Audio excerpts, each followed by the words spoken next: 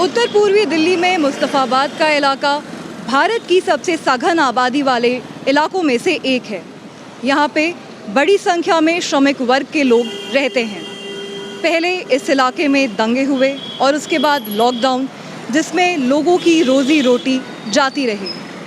यहाँ हमारी मुलाकात हुई इमरान से, जो कि बढ़ई का काम करते थे। दंगे हुए पहले, फिर लॉकडाउन हुआ, काम बंद हो गया। इमरान ने कर्फ्यू पास बनवाया और सब्जियां बेचने का इरादा किया। लेकिन जहां पर ये किस्से हम जगह जगह से सुन रहे हैं, वैसे ही इमरान जब एक इलाके में सब्जियां बांटने गए तो धर्म के नाम पे उन्हें रोका गया और उनसे कहा गया कि वो इस इलाके में ना आएँ। ये जो हिस्सा है दिल्ली का, उत्तर पूर्वी दिल्ली, बहुत घनी आबादी वाला इलाका है। काफ़ी यहाँ पे वर्किंग क्लास के लोग रहते हैं।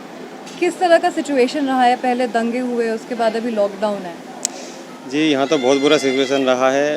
पहले दंगों की मार पड़ी, फिर लॉकडाउन की मार। लोग बाग खर्चे से परेशान हैं, काम धंधे से परेशान हैं। कोई अपने घर का सामान बेच रहा है, कोई अपने घर में जो बकरी बच्चे पल रहे हैं वो बेच के खर्चा चला रहा है। मैं अभी बीच में सब्ज़ी बेच रहा था। मैं खुद कारपेंटर का काम करता हूँ, मेरे पास भी काम नहीं है। मैंने सब्जियाँ बेची। सब्ज़ी बेचते हैं, मैं दूसरे इलाकों में जाता हूँ तो मुझसे कहते हैं कि आपका नाम क्या है। अगर मैं मोमदन हूँ तो मुझे भगा देते हैं। मेरे को भगाया भी है। पहले मेरे से बोला कि आप अपना आई कार्ड दिखाओ, पास दिखाओ। आपने पास बनवा रखा हो कॉलोनी में आने का, पास दिखा दिया। 4-5 लोगों ने घेर लिया। नहीं तो कॉलोनी में गए थे आप? ये मैं भागीरथी बिहार में गया था। भागीरथी बिहार में मेरे को बोला था। फिर बोले कि कहाँ से आए हो? मैंने बोला मुस्ताबाद से। तो ये कह के भगा दिया हमको कि आज के बाद इस कॉलोनी में नज़र मत आ जाना, और आगे भी जाओगे तो हमारे आदमी खड़े हुए हैं और तुम लोगों ने ये बीमारी फैला रखी है। फिर उसके बाद में चंदू नगर में मेरे साथ ऐसा ही सीन हुआ, और नेहरू विहार में भी ऐसे ही। कुछ लोगों ने मुझे रोक लिया, मेरा नाम पूछा कि नाम क्या? मैंने बोला जी इमरान नाम है मेरा।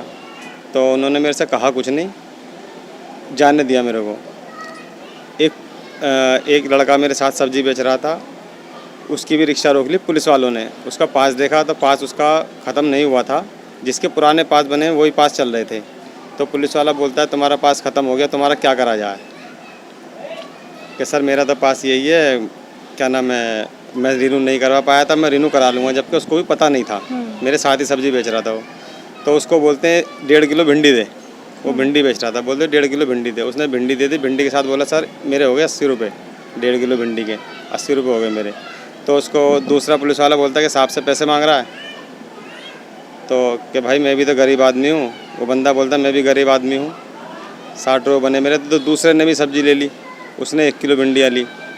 तो उसने भी उसको 20 रुपये दिए। जिसने 1.5 किलो ली उसने 50 रुपये लिए। और फिर ज़बरदस्ती बोलते हैं कि मेरे लिए मूली और ले गया। तो बंदा बोलता है कि सर मैं मूली कहाँ से लाऊँ, मूली तो मैं बेच ही नहीं रहा, मूली कहाँ से लाऊँ। और अब यहाँ की स्थिति ऐसी है कि हम लोग, मैं फेरी पे घूम आऊँ, मैं कुछ लोग मेरी ठेली पर ऐसे भी आए हैं जो मदरसों में खाना बना रही हैं बच्चों के लिए, किसी के घर में नौकरी कर रही हैं, झाड़ू बर्तन लगा रही हैं। वो मेरी ठेली पे सब्ज़ी लेना है, उन्होंने मेरे को स्थिति बताई है। और 2-3 लोगों को मैंने भी पूछा है कि भी कोई परेशानी हो या कोई ज़्यादा ज़रूरतमंद हो मुझे बताओ। तो मैंने अपनी सब्ज़ी में से बेच करके खर्चा बचा करके अपना घर का भी खर्चा चलाया और 3 घरों के घर भी राशन भेजा है। और मेरी मम्मी ने और मेरे छोटे भाई ने भी एक पैकेट अपने घर अपनी ओर से बना करके दूसरों के यहाँ भेजा है। इतनी बहुत बुरी हालत है यहाँ तो। काम धंधा नहीं है, लोगों के पास पैसे नहीं है, त्यौहार का भी टाइम आ रहा है। और गवर्नमेंट इस बारे में कुछ ज़्यादा नहीं सोच रही है कि ये राशन पहुँचे। जिस पर राशन पहुँचना चाहिए उस पर राशन पहुँच ही नहीं रहा है।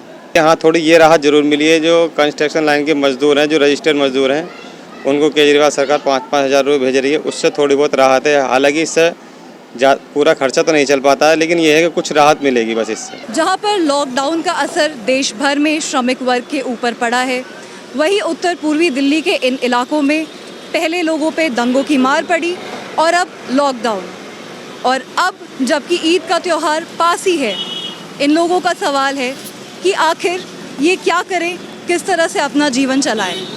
अंजलि ओझा, गो न्यूज़।